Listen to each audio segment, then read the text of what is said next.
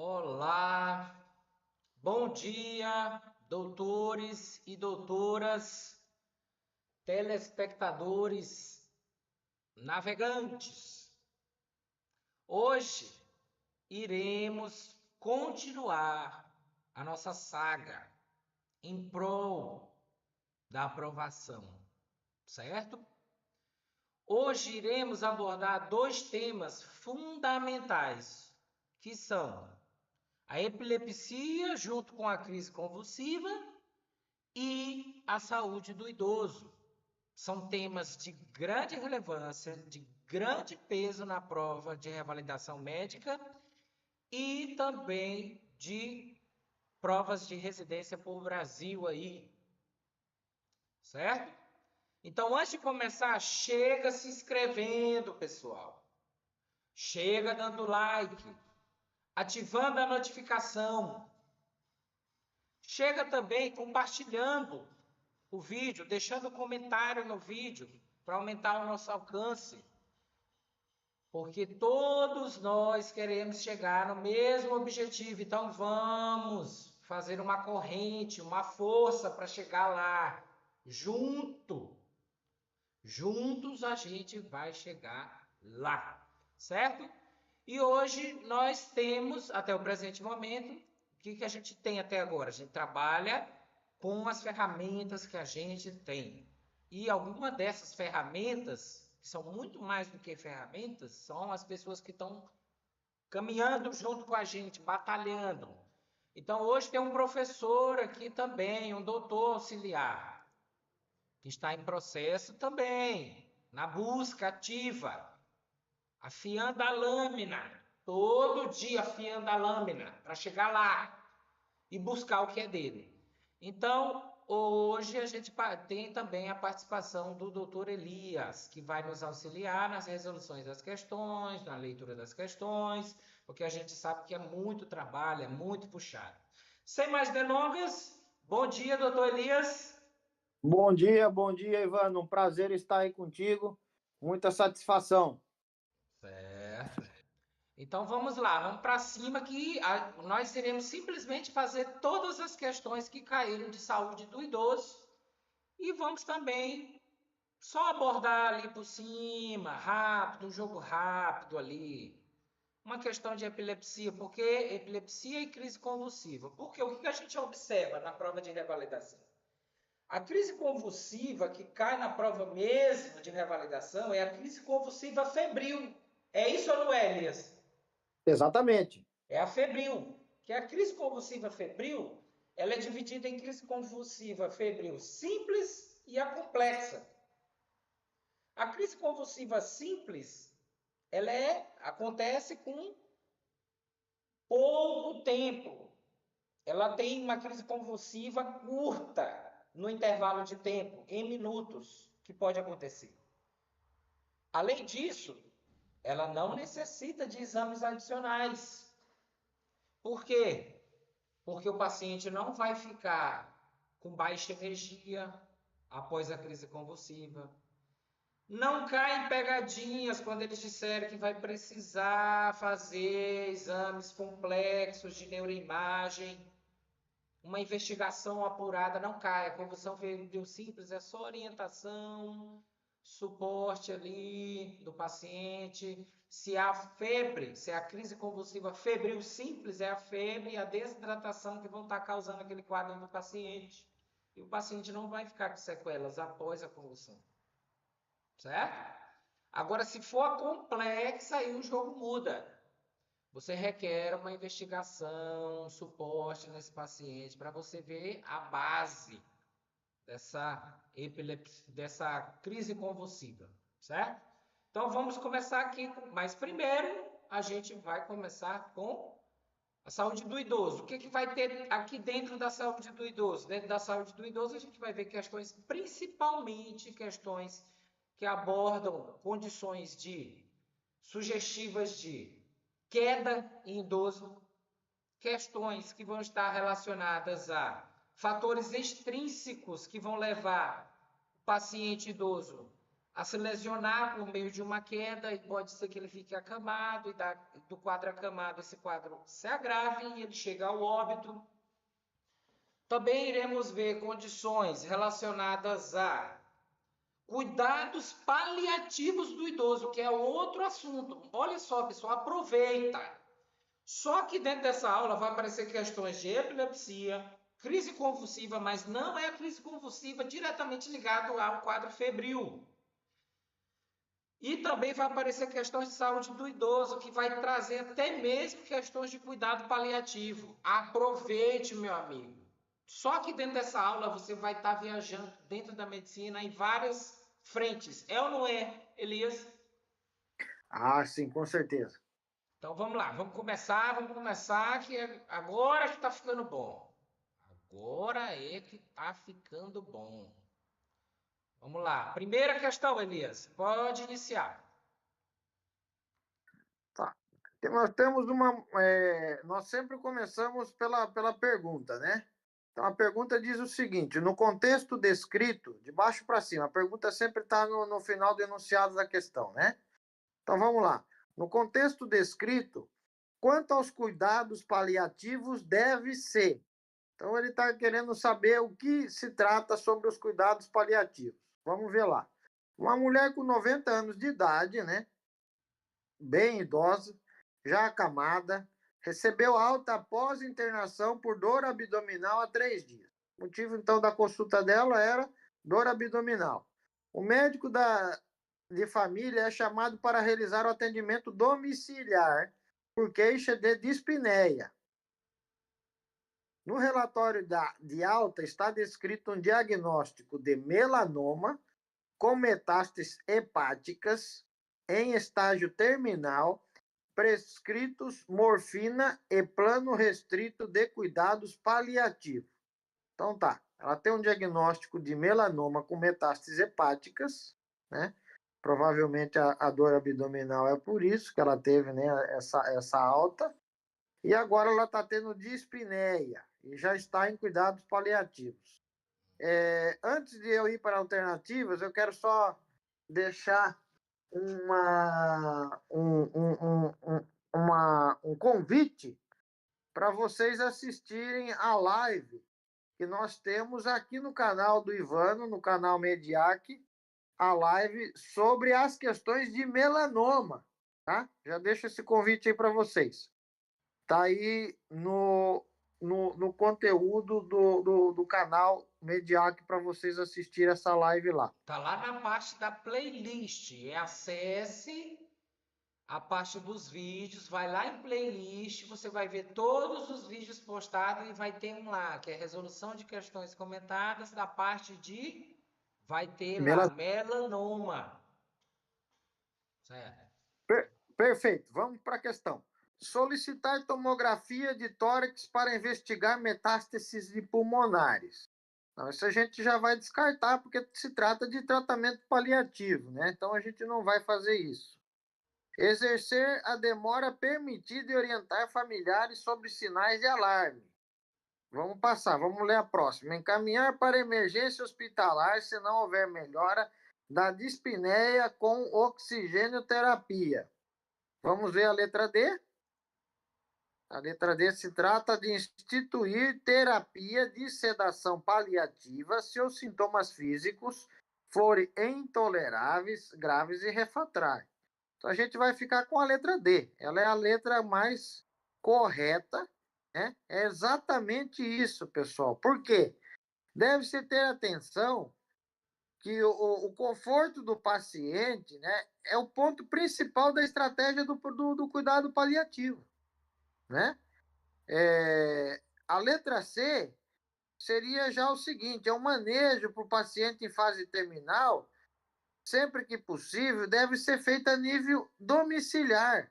Então, você não vai levar de novo esse paciente para a emergência, né?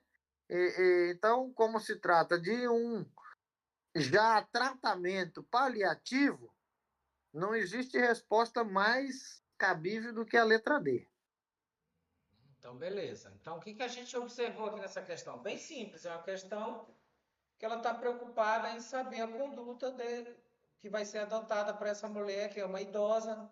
Qual a idade mínima para ser considerada idosa? O mínimo é 60 anos. A partir de Mínimo 60 60. anos já é considerado um idoso. Certo. É uma idosa que está fragilizada, pois ela está acamada. Certo? Ela saiu do hospital e começou a acontecer todo esse desconforto aí, respiratório, dispneia, certo? E aí, com base nisso, foi tomada a conduta que é a alternativa, a melhor alternativa sobre cuidados paliativos é qual, Elias? É fazer essa sedação, né? Geralmente a gente faz essa sedação aí em pacientes em tratamento paliativo, condutas paliativas, você usa morfina, medicações de alto poder sedativo, né? Não, não é que é alto E poder, não é tanto que tem alto poder sedativo, porque a morfina ela melhora a dor do paciente e também já estudos demonstram que também melhora esse quadro de dispneia do paciente, que exatamente, é esse que é o problema. Porque, por sim, exemplo, a gente não pode pensar só na morfina, nesse caráter ali sedativo, que é forte, senão você vai afundar seu paciente, dependendo da dosagem. Você vai sim, piorar a condição do paciente. Então, sim, você tem que usar uma dosagem adequada, de acordo com o sim, peso do paciente, com a possibilidade de ser feita essa medicação. Por quê? Porque essa medicação realmente tem um benefício para melhorar a queixa do paciente, que é a dispneia. a dispneia. É isso daí. Top, top, top, doutor. É isso aí mesmo. Vamos para cima. Próxima questão, vou fazer essa próxima questão aqui. Então vai ficar uma minha e outra do doutor Elias. Então vamos lá. Para uma abordagem, deixa eu ver aqui. Para uma abordagem clínica inicial, o que nós devemos fazer para uma abordagem clínica inicial desse paciente? Uma senhora de 70 anos, uma senhora de 70 anos, eita, são tantas telas para mexer, mas está dando certo, pessoal. Uma senhora de 79 anos foi trazida ao ambulatório pela filha devido ao quadro de esquecimento para fatos recentes, que teve início há 1 ano e 4 meses. Nos últimos 4 meses, houve acentuação do quadro, vindo a ocorrer um episódio em que, ao sair de casa, teve que ser trazida por vizinhos, pois não soube retornar. Apresenta déficit de compreensão para realizar tarefas domésticas habituais, como, por exemplo, fazer um simples chá. Para uma abordagem clínica inicial, devemos, ou seja, qual é aqui o principal problema da paciente? É uma paciente que ela é idosa. A filha está preocupada com ela devido ao esquecimento, que vem se agravando esse esquecimento. Já iniciou há 1 ano e 4 meses, e nos últimos 4 meses se acentuou de maneira significativa, ou seja, piorou, progrediu, evoluiu de maneira severa nos últimos 4 meses. Houve uma acentuação tão grande, que teve que, um dia, quando essa paciente saiu, ela teve que ser trazida pelos vizinhos, que ela não soube mais retornar para o local de moradia. E está com déficit na compreensão, está também incapaz já, está com falha de fazer atividades domésticas, como acender o fogo e fazer um simples chá. Está deixando ali a água ferver toda, perder o chá que está lá em cima da fonte de chama, no fogão, por exemplo. Então, qual seria a abordagem para essa paciente inicial, pessoal? Não é conduta avançada, definitiva, nada disso, o início. O que você vai fazer quando você recebe essa paciente? Que é nisso aí que o pessoal erra lá na prova. E lá na prova vai vir. Vai vir ou não, Elias?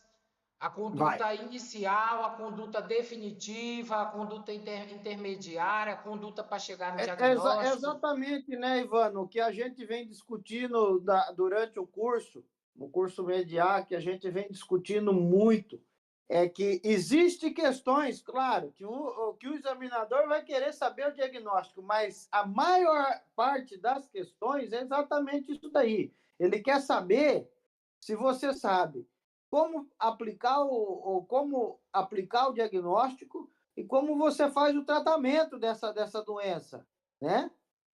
E qual a conduta, e principalmente em questão de conduta, né? É o que mais cai, uma chuva de questões sobre condutas, né? Exatamente. Então vamos lá. Letra A. Avaliar a história clínica, comorbidades e aplicar o teste mini-mental e do relógio. Para quem estudou já isso, sabe que esses testes são de avaliação do estado do paciente. São testes de capacidade neurológica, certo? Tem testes que avaliam a postura do paciente, o equilíbrio. Existem vários tipos de testes aí para a gente classificar esse idoso e ver a vulnerabilidade que ele está suscetível. Solicitar, letra B, solicitar de imediato uma angiorressonância cerebral com contraste. Para quê? Quais outros comemorativos você tem dentro dessa questão aí? Além do quadro de esquecimento. Já vai começar por aí, isso daí seria a conduta inicial. É nisso aí, pessoal. Cuidado. Cuidado, porque eles estão querendo pegar a gente é nisso. Não que você não saiba. Às vezes você sabe tanto, Um detalhe tanto, bem tanto. interessante, né, Ivan? Oi?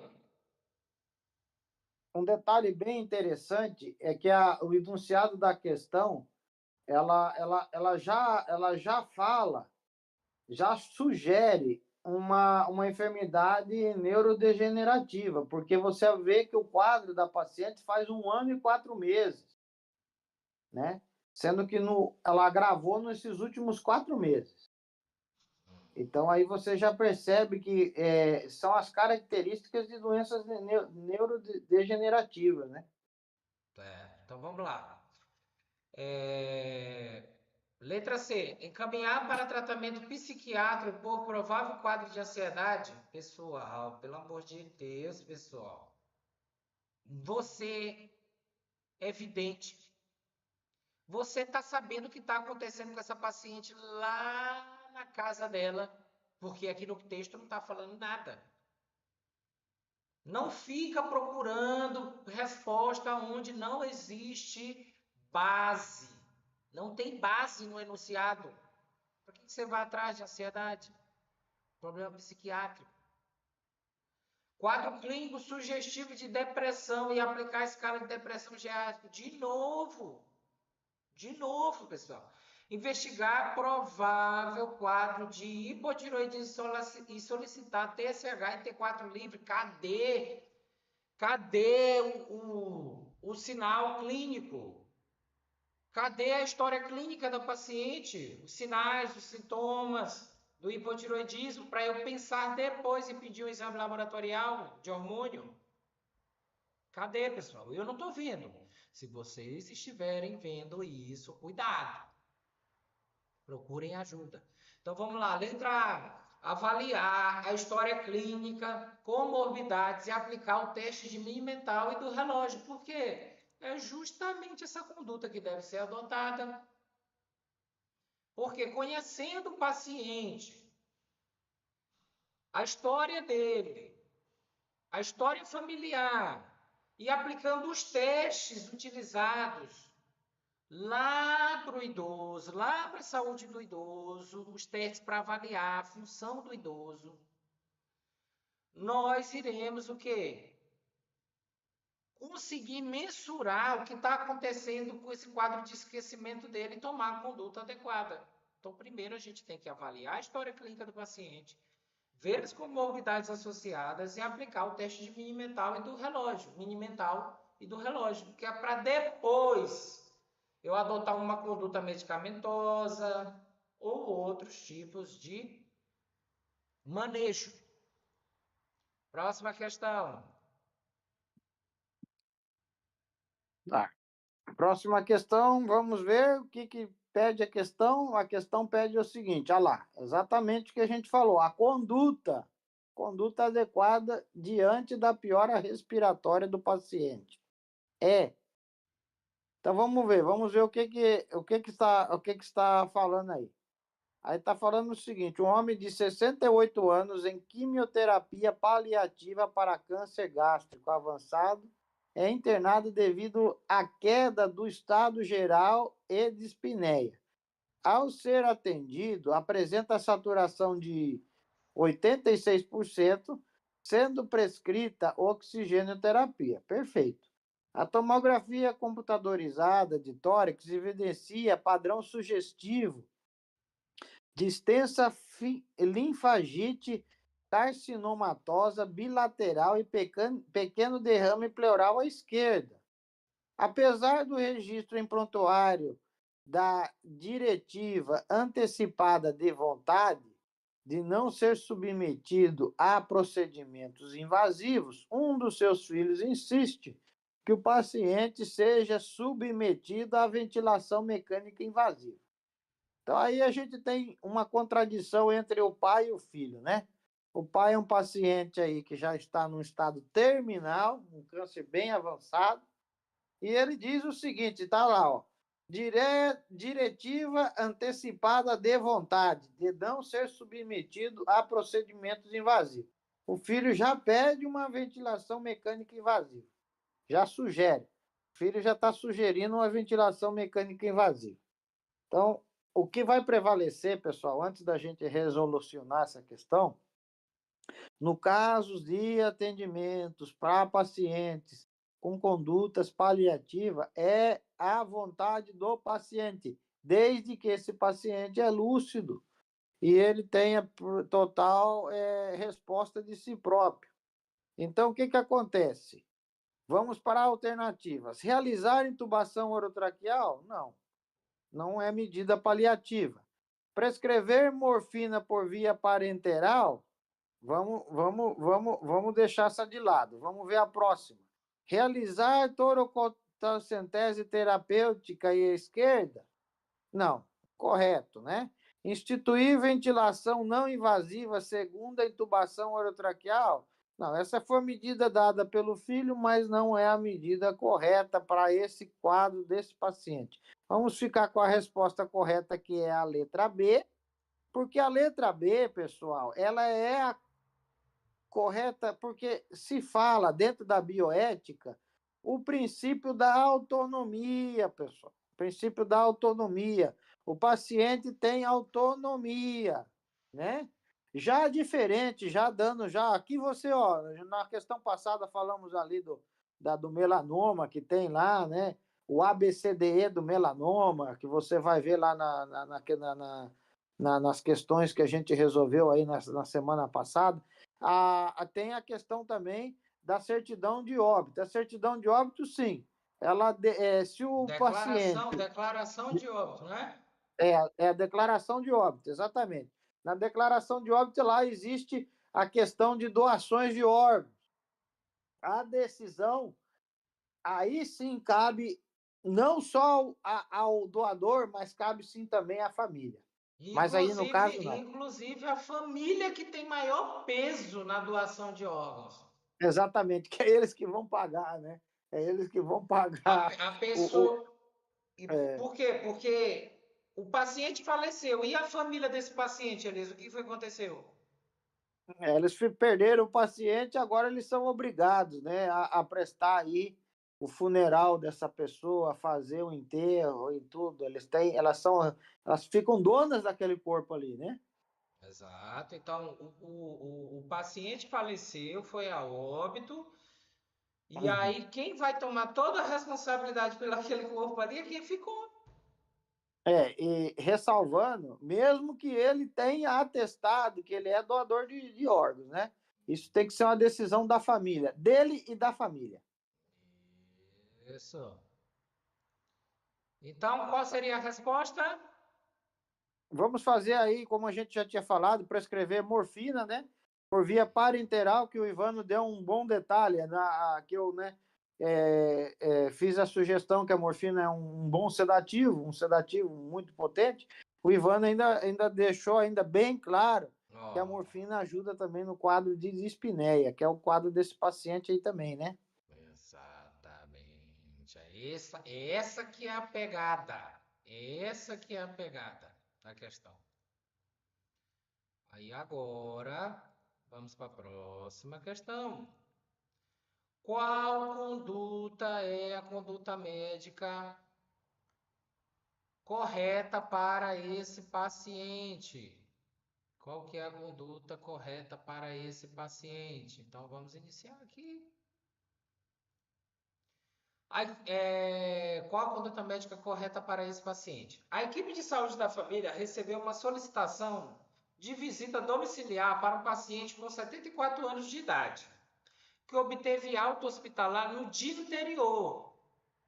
A esposa e cuidadora do paciente mostrou a contrarreferência do hospital, informando que o paciente esteve internado por câncer de próstata avançado, com metástase na região óssea e que recebeu alta com cuidados paliativos. Mais uma vez, uma questão de cuidados paliativos, pessoal. Cuidado com a saúde do idoso, cuidados paliativos. Além do mais, o paciente é hipertenso, diabético, acamado, há 1 ano que ele está acamado, em uso de sonda nasoenteral devido a um acidente vascular encefálico e sem perspectiva de tratamento curativo. Cuidados paliativos, pessoal. Seja sincero, jogue limpo com o seu paciente. Um paciente que vai estar nesse estágio, a gente abre que protocolo, doutor Elias, para a gente comunicar a doença terminal dele? Qual o nome do protocolo utilizado para a gente dar a má notícia, que a gente prepara o ambiente? É o protocolo Spikes. Exato. Então, esse paciente aqui é um paciente que ele já vem do protocolo Spikes, ou deveria ter sido feito, porque ele já é um paciente terminal. Então, a esposa estava bastante angustiada e não entendia como o marido tinha recebido alta naquelas condições, pois ele gemia e à noite gritava de dor, mesmo com o uso do paracetamol e da codeína, que já estava numa dosagem de 500 miligramas mais 30 miligramas. Paracetamol de 500 miligramas, pessoal. E a codeína de 30. O que foi que aconteceu com esse paciente, pessoal? Lá dentro do hospital, lá na medicação intravenosa, ele estava tranquilinho. E antes dele sair, ó, ele saiu com o quê? Recebeu a alta com paracetamol e codeína. O que foi que aconteceu? Quando passou o efeito da medicação, que estava segurando o quadro de dor dele, a dor voltou com tudo. E esse paracetamolzinho de 500 miligramas não deu conta. Paracetamol de 500 miligramas, você é pão de cada dia para alguns aí, né, que fica doente à toa, porque é hipocondríaco, fica tomando isso aí escondido. Toma escondido isso daí, ó, toda hora. Que foram mantidos na alta hospitalar. Qual é a conduta médica correta para esse paciente? Então a gente vai ver que tem que jogar na medicação. Essa medicação, ela não está dando conta, essa medicação foi passada para casa. Por quê? Porque o médico, quando estava dentro do ambiente hospitalar, o médico tinha controle desse paciente. O médico estava ligado no jogo, acompanhando esse paciente. Então, lá dentro, esse paciente não deu problema. Quando ele saiu com um paracetamolzinho, uma codeína, quando passou o efeito da medicação do hospital, aí a dor apareceu. Então, o que aconteceu aí? A gente tem que ajustar essa medicação. Então, letra A, iniciar morfina de solução oral 10 miligramas por ml, 10 gotas, de 4 em 4 horas para controle da dor intensa e cuidados paliativos. Opa!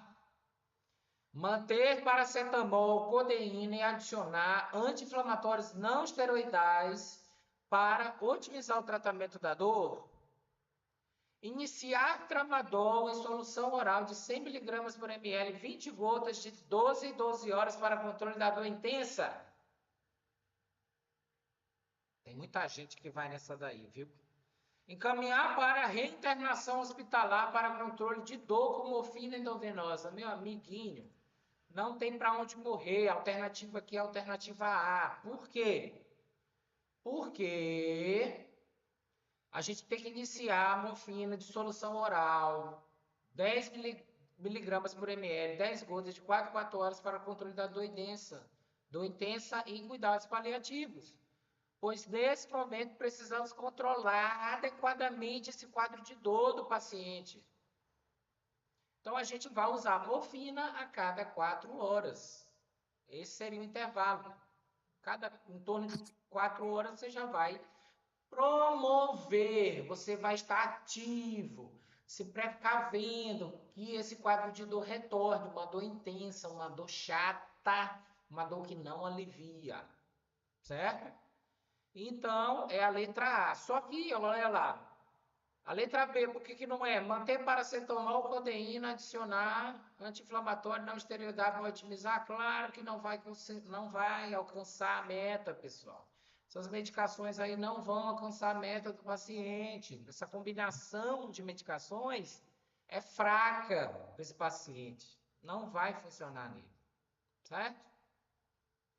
A letra C, que seria que a maioria dos estudantes iriam ir de cabeça. Sabe quando você vai correndo ali na ponte ali, não conhece o rio é cheio de pedra lá no fundo e você pula de cabeça nela? É isso que aconteceu aqui na letra C. Por quê? Porque o tramadol é uma medicação boa para o controle da dor, só que é o seguinte, ele tem meia-vida. Vocês lembram que é meia-vida lá da farmacologia? É o tempo necessário para que caia metade da atividade dessa medicação. Isso é a meia-vida. Tudo bem? Então, a meia-vida do tramadol é curta. Então, quando chegar ali em 6 horas, 7 horas, em um intervalo variável ali, o que vai acontecer? Vai cair pela metade o efeito desse tramadol. E aí, o que vai acontecer? Esse tratamento vai se tornar incipiente, insuficiente, insatisfatório. Tudo bem? Não vai servir. E letra D, encaminhar para reinternação hospitalar para controle de dor com morfina endovenosa. Endovenosa? Meu amiguinho, a gente vai fazer o tratamento medicamentoso desse paciente em casa. Aí você, mas ele está sentindo dor. Está sentindo dor porque não foi passada a medicação certa, ajustada a medicação certa. Mas se você ajustar a medicação certa, ele pode ficar em casa. Por quê? Porque é um paciente que ele não está correndo risco, ele não está com alteração da pressão arterial, ele não tem parâmetros de alteração dos sinais vitais. É um paciente que não é um paciente de urgência e emergência, que não requer controle, supervisão constante, controle supervisionado de perto. Paciente que está bom. Bom que eu falo ou seja, não está com repercussão nos sinais vitais dele, não é um paciente que a qualquer momento vai complicar e vai morrer. Próxima questão, então. A resposta anterior foi a letra A, viu? Próxima questão, doutor. Joia, antes de resolver essa questão aí, eu estou observando, provavelmente, como eu estou viajando, a minha esposa e a minha filha devem ter entrado na live. Quero mandar um beijo para elas. Um beijo e um abraço. Certo. Tá, Joia? Beijão para todo mundo aí da família do Elias, para a pequenininha e para a patroa. Beleza.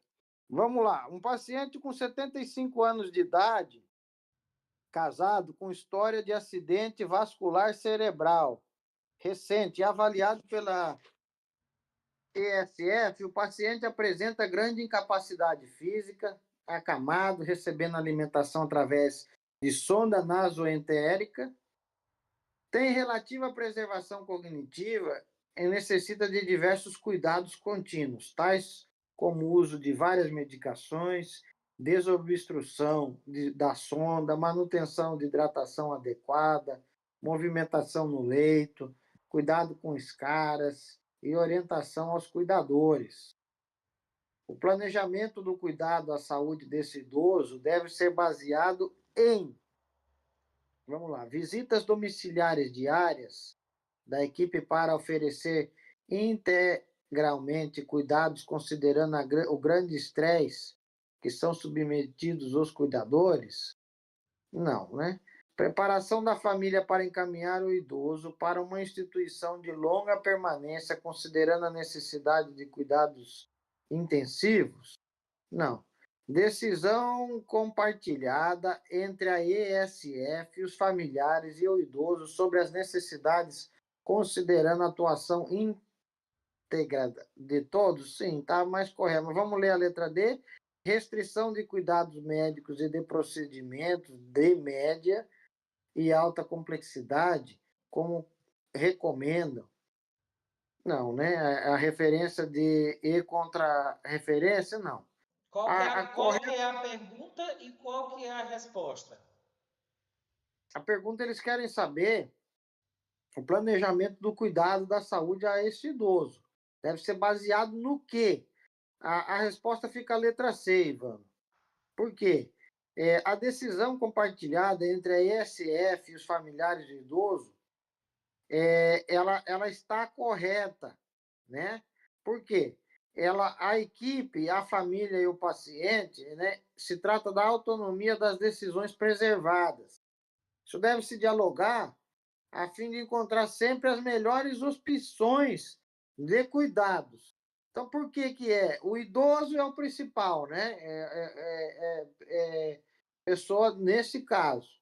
E quem vai prestar serviço para ele são a família. A família, geralmente, é que até a gente comentou ainda durante essas aulas, que geralmente quando um idoso ele chega nessa fase incapacitante, quem que é que vai prestar os primeiros atendimentos, quem que vai fazer todo o auxílio, quem vai se tornar aí os curadores, né, da vida física e da vida social dessa pessoa, é os filhos, os parentes aí mais próximos, a família.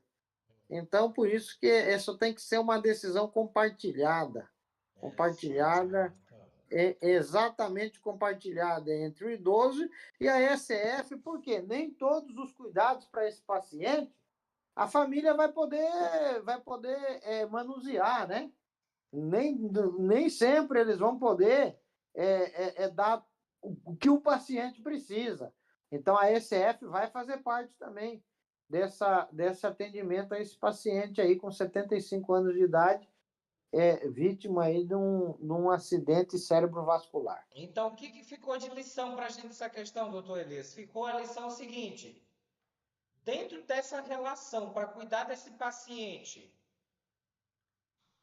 tem algum desses constituintes, por exemplo, a equipe de saúde da família, os familiares e o próprio idoso, tem algum deles que tem maior peso, que é mais importante do que o outro? Não. Não. É essa visão que eu quero, que todo mundo tenha. Ninguém aqui tem maior peso. Ninguém aqui é mais importante. Todos têm a sua responsabilidade, que vai ser somada em prol da saúde desse idoso. Ninguém aqui tem fator decisivo. Não é uma tirania. Não é. Aqui é uma decisão compartilhada, é um sistema feito de elaboração, comunicativo, onde você vê o que é melhor, quais são as melhores ferramentas, quais são as melhores estratégias para chegar junto no paciente e melhorar a qualidade de vida deste paciente. Próxima questão. Aqui agora sou eu, né? O doutor Elias, aqui sou eu.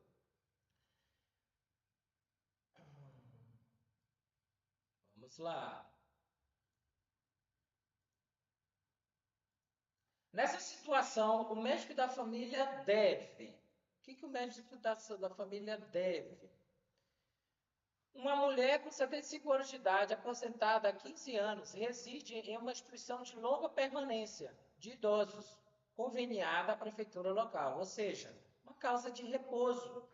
O que ele está querendo falar aqui? Uma residência de instituição de longa permanência não é um asilo, não, pessoal.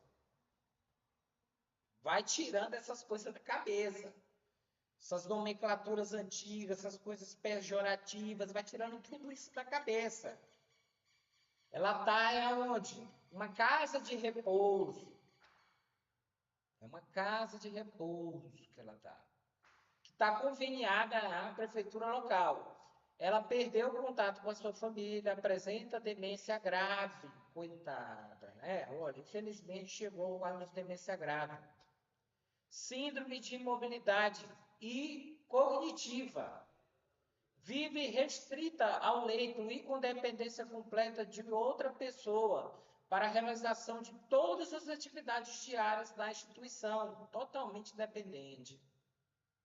Tem histórico de 3 internações hospitalares prolongadas no último semestre, devido a pneumonia por aspiração, broncoaspirativa, e está em uso regular de haloperidol, 2 mg por dia, para controles de episódios de agitação psicomotora frequente.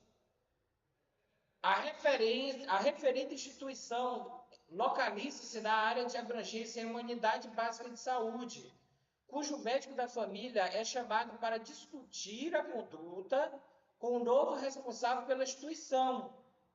Nessa situação, o médico da família deve, vamos lá, letra A, pessoal, construir novo plano de cuidados para os cuidadores com ajuste de medicamentos. Letra B, discutir e implementar cuidados paliativos junto aos cuidadores e responsáveis na instituição. Construir genograma e ecomapa para estabelecer planos terapêuticos orientados aos cuidadores da paciente na instituição e aplicar mini exames de estado mental, que é o mini mental, para estabelecer o grau de comprometimento mental da paciente e as condutas adequadas. Essa daqui, pessoal, vamos prestar atenção. É novamente trazer o componente da discussão, da elaboração, agregar conhecimento, agregar áreas, respeitar as áreas envolvidas no tratamento desse paciente. Então, é discutir a implementação dos cuidados paliativos junto aos cuidadores e responsáveis da instituição. Os comentários já foram feitos na questão anterior, então não vamos perder tempo. Não vamos perder tempo. A única coisa que a gente tem que manter aqui a mente tem que estar esperta. Para quê? Que a gente tem que jogar limpo com o paciente e fazer uma abordagem real do que pode ser feito. Não é vender o quê? Fumaça para o paciente ou para a equipe. A gente não vende fumaça. A gente vende propósito real. O que existe dentro da possibilidade do paciente. A gente agrega, a gente soma, a gente traz condição. Então é isso. Letra B. Próxima questão. Então vamos lá, próxima. Tá. Menino, 3 anos, internado em uma unidade de terapia intensiva pediátrica, com neoplasia desse sistema nervoso central. Foi operado pela neurocirurgia com retirada parcial da lesão há 3 meses. Ô, Ivana, mas... Já está acabando, só tem mais 2, parece. Não, mas essa questão não é do... Nós não estamos falando sobre pacientes idosos? O que é que tem? Não, continua lendo, rapaz. Ah. Oxi, tu nem terminou de ler. Já está dizendo que não é o assunto. Nesse caso, a conduta a ser adotada, vai. Tá. Foi operado pela neurocirurgia, retirada parcial da lesão, e desde então vem realizando um tratamento quimioterápico, ressonância magnética recente, mostra aumento importante do tumor e a equipe de oncologia considera que não há mais possibilidades terapêuticas para o tratamento do tumor. O paciente permanece acamado, pouco responsivo e acompanhado de sua mãe. A equipe multidisciplinar se reúne para definir quais as condutas terapêuticas terapêuticas serão realizadas nesse paciente. Certo? Então, Então o que veio. a gente está vendo aqui? Apesar de ser uma criança, Uhum. vai servir como se fosse um paciente geriátrico, porque essa questão aqui é sobre o quê? Cuidados. Sim. Então, pode continuar. Então vamos ler. Letra A. Administrar opioides para controle da dor e, junto da família, orientar e dão a realização da ressuscitação cardiopulmonar. Realizar sedação, intubação orotraqueal para maior conforto e orientação e não realização de ressuscitação cardiopulmonar. Iniciar um novo ciclo de quimioterapia com medicações diferentes das quais já foram utilizadas para o controle da proliferação celular tumoral. Solicitar uma abordagem pela equipe de neurocirurgia para a retirada da parte da lesão, o que aliviará a pressão intracraniana e prolongada de sobrevida. Então, nós temos como a resposta dada correta pelo gabarito, né, é administrar opioides para controlar o controle da dor e junto da família, orientar e não a realização da ressuscitação cardiopulmonar. Por que está correta? Porque trata-se de um paciente, né, embora o Ivano falou, né, que seja uma criança, são realizadas essas medidas para alívio do sofrimento e nos guiar pelo princípio da ortotanásia, né? Que neste sentido, essas medidas de manutenção artificial da vida só vai prolongar ainda o sofrimento desse paciente, né? Devido já Não, de tratar. é a ortotanásia, não é a distanásia. Sim, A ortotanásia é o quê? Dá condições para uma morte boa. exatamente. Não é a distanásia. E é Sim. muito menos a eutanásia, porque a eutanásia é Uhum. crime no Brasil. Exatamente. Certo? Então a gente vai Certo. fazer a manutenção, vai fazer Vai. tudo. Vai fazer a manutenção da vida do paciente, certo? Vai fazer tudo. Medidas, tudo que pode o quê? Aumentar a chance real de recuperação da qualidade de vida. Tudo que a gente puder fazer por esse paciente, certo? E só tem mais duas para finalizar, são questões curtas. Próxima questão. Quer que eu leia essa aí, Ivan? Pode. Tá. Nós estamos diante deste quadro, o diagnóstico inicial mais provável entre os abaixos relacionados é. Então aí essa já é uma questão que pede diagnóstico, né? Mas pode ver que demorou para chegar numa questão só do diagnóstico. Vamos lá. Um senhor de 75 anos usa regularmente várias medicações diárias. As drogas são usadas para tratar dores articulares, hipertensão arterial, diabetes mellitus, constipação intestinal e insônia. Nos últimos dias, o paciente aumentou por conta própria o benzodiazepínico usado para insônia. Há 4 dias, os familiares notaram que ele mudou bruscamente seu comportamento, tendo atitudes não usuais, como manifestar agressividade, alternadas com períodos de apatia, despindo-se na frente dos familiares, falando palavras de baixo calão e recusando a alimentação. Os familiares resolveram suspender a medicação e levar o paciente ao seu médico da família. Na conduta, o paciente já está bem melhor, praticamente voltando ao seu comportamento usual. Diante desse quadro, o diagnóstico inicial mais provável, dentre os abaixo relacionados, é demência? Não. Crise hipertensiva? Não.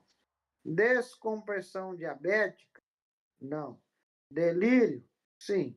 Tumor cerebral? Não. A correta é a delírio. Letra D. Correta é a Delírio. Delírio. Certo? É totalmente de acordo com o diagnóstico de delírio, né? Induzido por uma medicação. Por uma Por não, quê? né? Por uma não. Qual que é a É, condição que o paciente possivelmente está? é uma condição de uma fármaco-intoxicação, né, mano? Isso, vamos pensar assim, ó, paciente que está sob condições de polifarmácia, por exemplo, seria um caso também de Sim. quê? São pacientes que tomam quantas medicações ou mais, Elias? Há 4, 5 mais medicações, né, Ivan?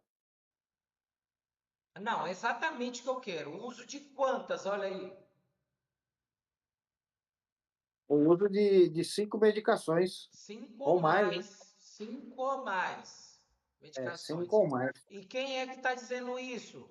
É a Sociedade Brasileira de alguma área aí ou é a Organização Mundial da Saúde? A Organização Mundial da Saúde, né, Ivan? Ela considera que o uso de 5 medicações ela é polifarmácia e pode dar esse efeito colateral adverso, Hum, proporcionando pelo quadro do paciente, que é o delírio, né? certo. E E o o delírio, a paciente? gente, E a o gente paciente? até já estudou o delírio, né, Ivan? Durante o nosso curso.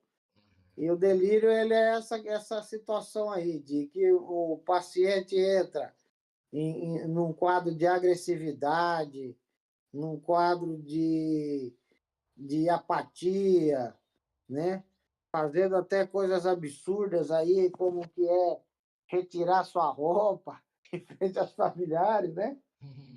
De agredir as pessoas com palavras torpes, xingamentos, né? E aí a gente faz uma medicação aí para esse paciente, do caso de delírio, quando está nessa quadro de agressividade, a gente entra com o haloperidol. E se for num quadro mais leve? Num quadro mais leve, Ivan, nós vamos entrar aí com outras medicações, Pode. como Nesse caso aqui, não tem para onde correr. É que? é, você vai suspender o uso do benzodiazepínico, né, Ivan? É, Suspensão do uso do benzodiazepínico. exatamente, era isso que eu queria chegar. Nesse quadro. E a última questão, para finalizar, daquele jeitão grande, né? Mas aí eu acho que Você tem, quer. tem só uma questão, parece que de esquizofrenia, a gente vai fazer ela também e já finaliza. Então acabou, essa daqui é a última questão de saúde do idoso. Vamos lá, pessoal, para cima, tá acabando. Força, Tá. As força. principais síndromes geriátricas identificadas são. Quer saber as principais síndromes geriátricas? Vamos lá, pessoal. Paciente AFG, sexo feminino, 82 anos, com diagnósticos prévios de doença de Alzheimer há cerca de 10 anos. Hipertensão, incontinência urinária, está com uso de quetiapina de 100 miligramas de 12 em 12 horas, clonazepam 10 gotas de 12 em 12 horas e furosemida 40 miligramas de 12 em 12 horas. No momento, encontra-se totalmente dependente às atividades de vida diária. Filha ao pronto atendimento, queixando-se de agitação importante, dificuldade para dormir, com alucinações visuais, acorda e fala com criança que está fazendo bagunça pela casa. Em algumas ocasiões, não reconhece os filhos e nem a si própria. Além disso, vem apresentando nos últimos anos perda de peso gradativa, mais de 5 quilos nos últimos 3 meses, com uma circunferência da panturrilha de 24 centímetros, associada à disfagia, úlcera por pressão e contratura muscular difusa, encurtamento muscular. As principais síndromes geriátricas identificadas são depressão, síndrome de fragilidade, iatrogenia, síndrome de imobilidade, depressão e delírio, insuficiência familiar e desnutrição. Qual que é a resposta correta, pessoal? Iatrogenia, síndrome de imobilidade. Por quê? Por que que é a correta? Porque o paciente usa diversos psicotrópicos, pessoal, que a gente estava falando ali. Olha a quantidade de medicação, quetiapina, antipsicótico, antipsicótico atípico. O clonazepam é um benzodiazepínico, que provavelmente está causando um agravamento dessa confusão mental. Então, a gente vai suspender essa medicação, né? E podemos notar que o paciente tem uma mobilidade muito reduzida, que é o que característica da síndrome da imobilidade. Isso, top, top, top. Sem ressalvas. E para finalizar, eu vou fazer o quê? A última questão. Deixa eu só preparar aqui rapidinho. Questões. A parte de epilepsia e crise convulsiva. Que não é a crise convulsiva febril, pessoal. É a crise o quê? Convulsiva não febril. Se acalma, se acalma. Mas a gente vai falar de quê? Da crise convulsiva não febril. Então vamos ver aqui o que que vai dar. Já estou preparando aqui o material.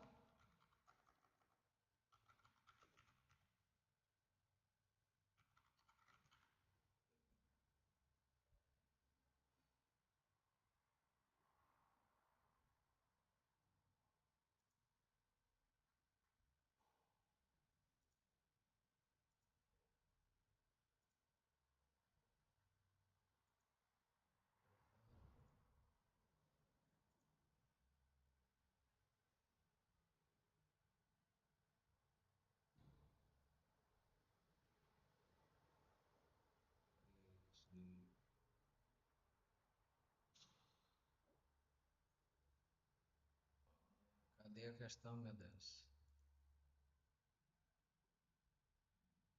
Crise.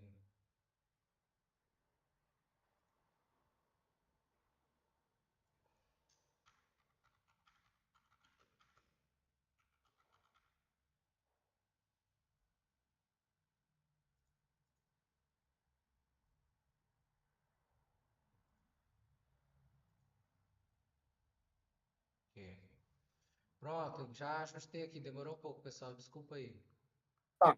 Aí se trata, como o Ivano falou, né? Uma crise convulsiva, né? Aí a gente vai ver essas crises epiléticas. Então, essas crises epiléticas que a paciente apresentou, segundo a Liga Internacional contra a Epilepsia, de 2017, são classificados de início. Então, ali, ó, pessoal, a gente tem que saber quando que é generalizado e quando é focal, tá? E quando ela é toniclônicas ou motor tônico. Então, a gente vai fazer a questão. Vamos ler o enunciado para a gente ver se ela é generalizada, ela é focal, se ela é toniclônica ou se ela é motor tônico.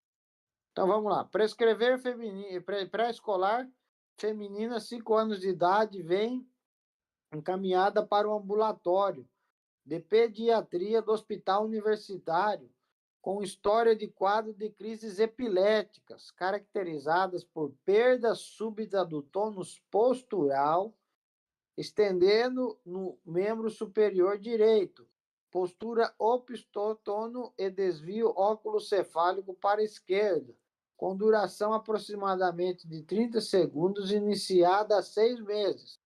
Evoluiu na fase posictal, com letargia, convulsão prolongada, as crises foram ficando cada vez mais frequentes, quase toda semana, e não estão relacionadas com atividade física ou presença de febre.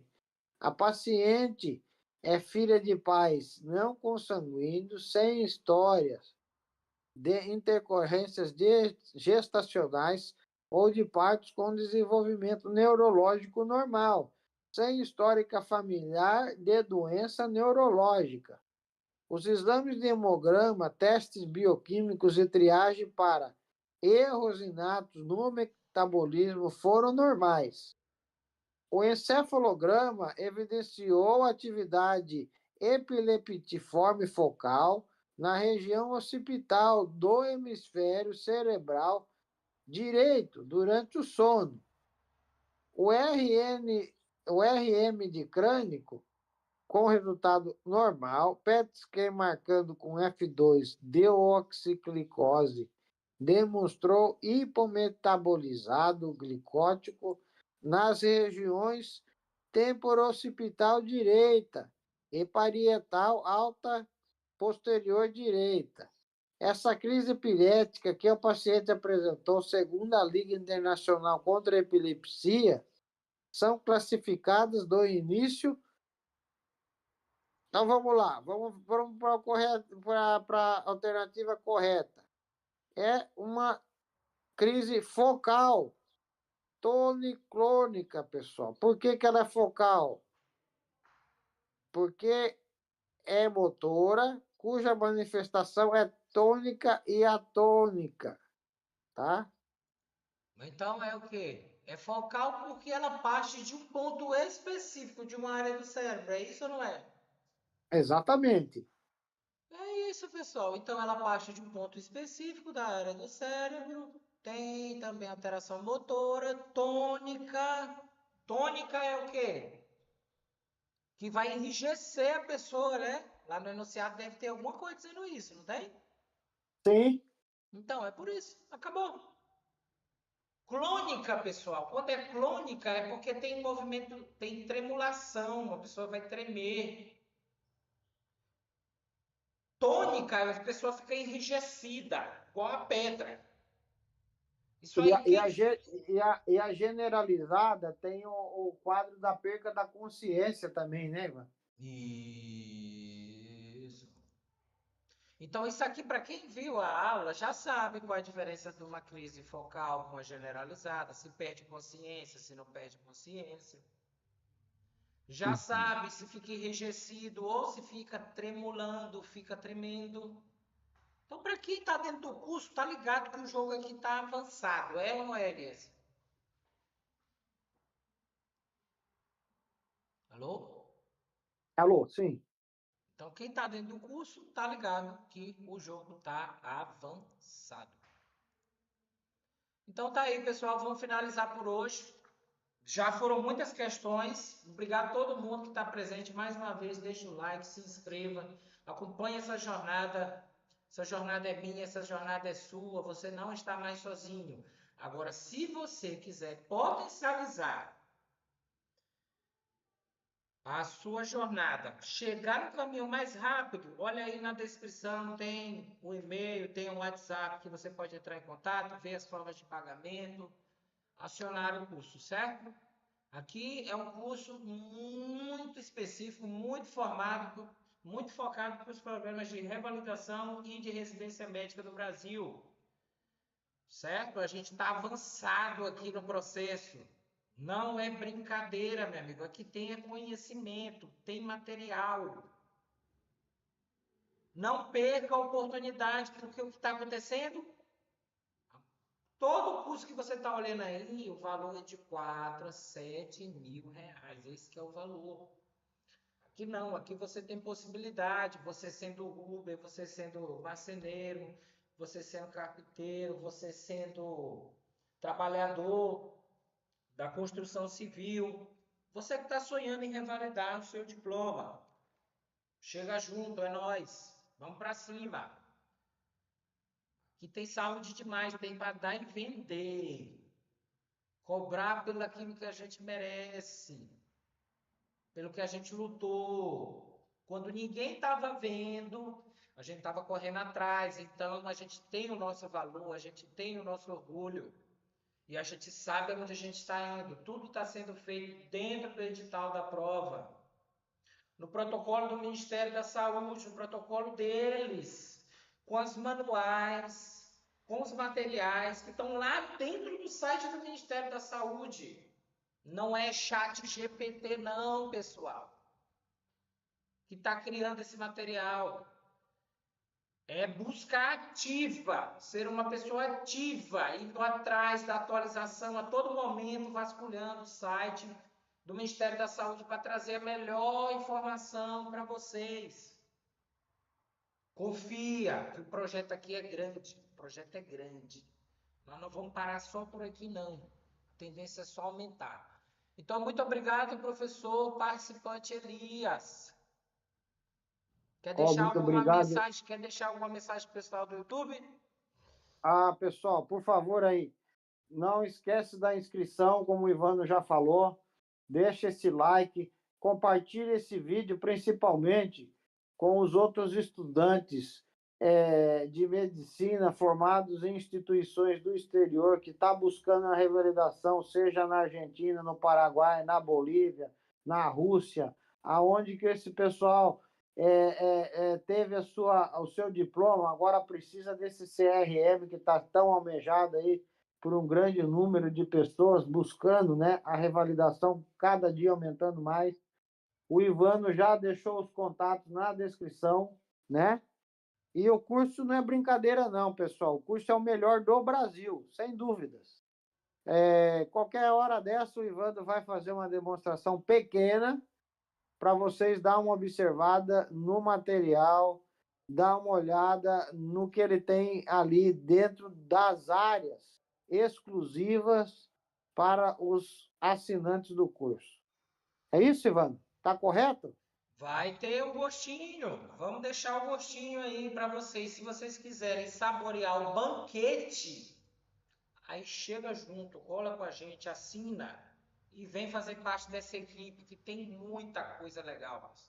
Muito, só está faltando você entrar para aumentar a base. Tem gente que já está dentro do curso, que já assiste às aulas gravadas, certo?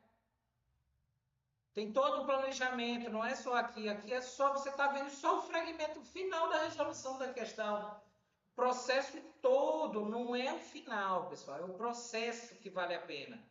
O processo todo para você chegar até a qualidade de acertar uma questão que é o que tem que ficar, que é o que vai te deixar forte, que é o que vai te motivar, o que vai te levantar da tua cama e vai dizer assim, eu sou um vencedor. Eu sou um vencedor, eu já sou um vencedor. E pode vir a prova que for, é só questão de tempo. Seu cuidado psicológico, chegar lá com a base que eu tenho, é aprovação na certa, meu amigo. Porque você não está dando voltas. Você não está fazendo como vários cursos por aí, que dão uma aula de 1 hora e meia, quase 2 horas de aula tem aula, cara. Aí o aluno assiste a aula, o estudante assiste a aula todinho, vai para as questões, erra as questões. Aí, pelo amor de Deus, cara, aí é de acabar tudo. É melhor ir lá numa panificadora, abrir o forno lá e se jogar dentro lá do fogo lá. Acabar com tudo. Por quê? Porque passa 1 hora e meia, 2 horas estudando, vai fazer a questão, erra a questão. Não tem esse estudante, esse aluno que mantém uma qualidade mental desse jeito. Não existe psicológico no mundo que resista. Batalhar, batalhar, batalhar e fracassar. Batalhar, batalhar, batalhar e fracassar.